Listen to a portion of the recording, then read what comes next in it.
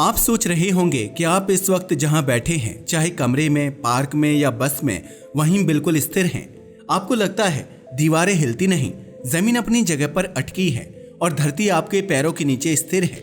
लेकिन सच ये है कि इस पूरे ब्रह्मांड में कोई भी चीज सच में स्थिर नहीं है।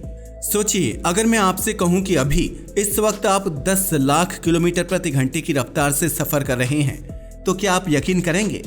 धरती हो, सूरज हो या आकाशगंगा, हर कोई लगातार भाग रहा है, मगर हमें इसका एहसास क्यों नहीं होता? क्योंकि हम सब उसी कॉस्मिक राइड पर बैठे हैं। जैसे चलती हुई ट्रेन में बैठे यात्री को खिड़की से बाहर झांके बिना यह महसूस नहीं होता कि ट्रेन कितनी तेज भाग रही है। सबसे पहले बात करते हैं हमारी प्यारी धरती की। धरती हर पल अपनी ही धुरी पर घूम रही है, यानी जैसे आप किसी बास्केटबॉल को घुमाते हैं, वैसे ही धरती भी लगातार घूम रही है। हर 24 घंटे में धरती एक चक्कर पूरा लगाती है। इस घूमने की वजह से हमें दिन और रात मिलते हैं। लेकिन जरा सोचिए, अगर धरती का यह घूमना अचानक रुक जाए तो वातावरण, हवा, समुद्र सब कुछ अपनी गति में रहेगा और सब कुछ पल भर में तबाही में बदल जाएगा। धरती की यह घूमने की स्पीड अलग अलग जगहों पर अलग महसूस होती है। भूमध्य रेखा यानी इक्वेटर पर यह स्पीड लगभग 1670 किलोमीटर प्रति घंटा है। सोचिए, आप अभी बैठे हुए हैं और धरती आपको बिना बताए, बिना महसूस कराए इतनी तेज घुमा रही है। अब जरा एक कदम आगे बढ़ते हैं। धरती सिर्फ अपनी धुरी पर नहीं घूमती, बल्कि वह सूरज के चारों ओर भी लगातार घूम रही है। यह यात्रा एक साल में पूरी होती है, जिसे हम एक वर्ष कहते हैं। धरती की यह स्पीड लगभग 1,07,000 किलोमीटर प्रति घंटा है, यानी हर घंटे धरती इतनी दूरी तय कर लेती है जितना एक हवाई जहाज पूरी जिंदगी में भी नहीं उड़ सकता। और यही वजह है कि मौसम बदलते हैं। गर्मी, सर्दी, बरसात, यह सब धरती की इस कक्षा यानी कि ऑर्बिट के कारण ही संभव है। सोचकर देखिए, आप सुबह उठे, काम पर गए, शाम को लौटे। इस दौरान धरती आपको हजारों किलोमीटर आगे ले जा चुकी होती है, पर आपको इसका जरा भी अंदाजा नहीं होता। अब यहाँ आप सोच सकते हैं, ठीक है, धरती घूम रही है और सूरज के चारों ओर भी चक्कर लगा रही है, पर इतनी स्पीड जोड़ने पर भी तो यह 10 लाख किलोमीटर प्रति घंटा नहीं बनती। तो असली रफ्तार कहाँ छुपी है? यहीं से हमारी कहानी और भी रोमांचक हो जाती है, क्योंकि सूरज भी कहीं स्थिर नहीं है। धरती का ड्राइवर यानी सूरज खुद किसी और ताकत के इशारे पर आगे बढ़ रहा है। सूरज हमारे सौरमंडल के हर ग्रह, चांद और छोटे बड़े पिंडों के साथ एक कॉस्मिक जहाज की तरह है। यह जहाज लगातार हमारी आकाशगंगा मिल्की वे के केंद्र की परिक्रमा कर रहा है। सूरज की यह स्पीड है लगभग 8,28,000 किलोमीटर प्रति घंटा। सोचिए, एक कार की स्पीड होती है 100 किलोमीटर प्रति घंटा, हवाई जहाज उड़ता है 900 किलोमीटर प्रति घंटा, लेकिन सूरज, वो तो इतनी रफ्तार से भाग रहा है कि मानव दिमाग उसकी कल्पना भी नहीं कर सकता। और यही स्पीड हमें मिलाकर देती है वह 10 लाख किलोमीटर प्रति घंटा की रफ्तार। यानी धरती सूरज के साथ साथ ब्लैक होल की ओर एक महान यात्रा पर निकली हुई है।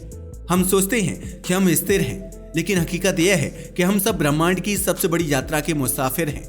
हर सेकंड, हर मिनट हम करोड़ों किलोमीटर दूर होते जा रहे हैं। अब सवाल उठता है, अगर हम इतनी तेज गति से चल रहे हैं तो हमें यह क्यों महसूस नहीं होता? जवाब बेहद आसान है, क्योंकि यह स्पीड रिलेटिव है।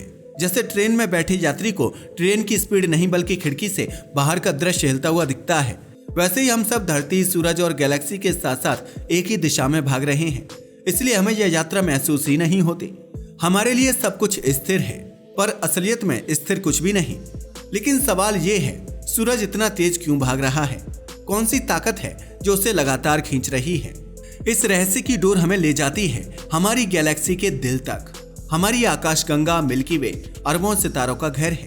यह कोई छोटा मोटा क्लस्टर नहीं है, बल्कि इसका व्यास है लगभग 1 लाख प्रकाश वर्ष।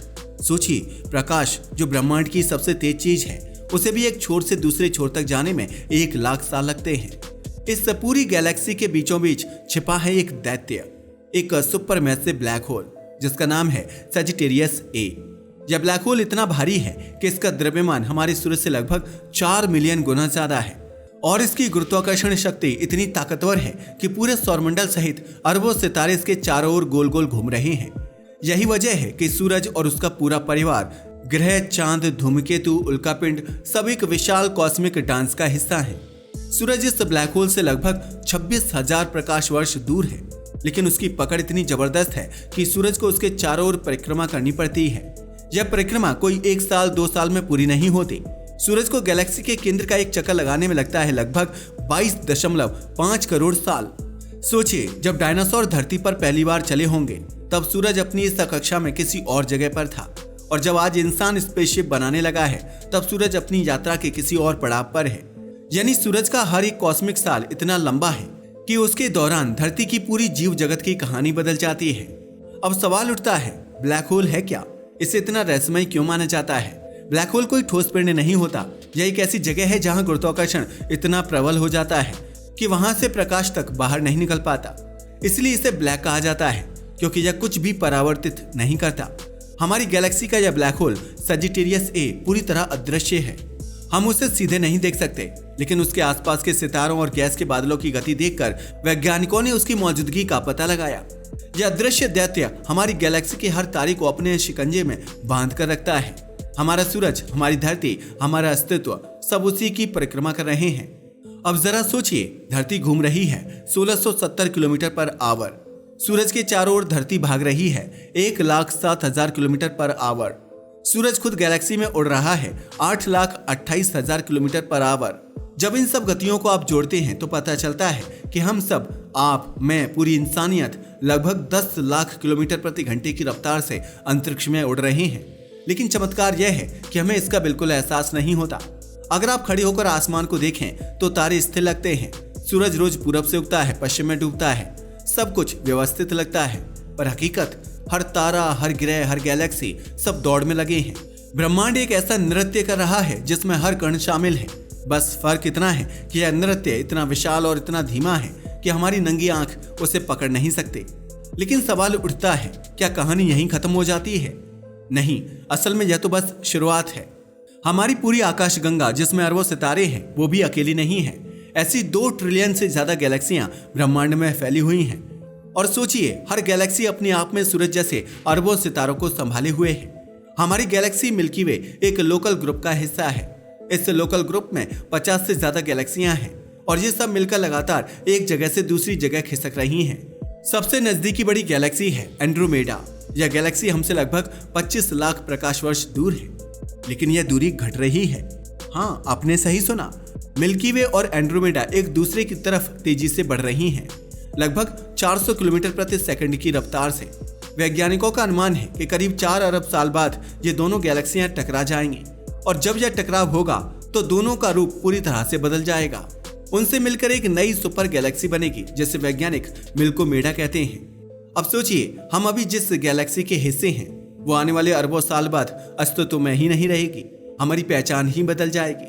लेकिन गैलेक्सी टकराने का खेल तो सिर्फ लोकल है, असल रहस्य तो इससे कहीं बड़ा है। 1929 में खगोल शास्त्री एडविन हबल ने दुनिया को चौंकाने वाली खोज की। उन्होंने पाया कि ब्रह्मांड स्थिर नहीं है, यह लगातार फैल रहा है। मतलब हर गैलेक्सी हमसे दूर जा रही है, और जितनी दूर गैलेक्सी है वो उतनी ही तेजी से दूर भाग रही है।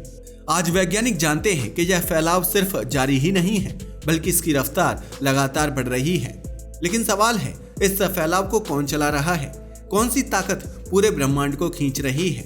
इस रहस्यमय ताकत का नाम है डार्क एनर्जी। डार्क एनर्जी को हम देख नहीं सकते, हम उसे छू नहीं सकते, लेकिन इसके प्रभाव हर जगह महसूस किए जा सकते हैं।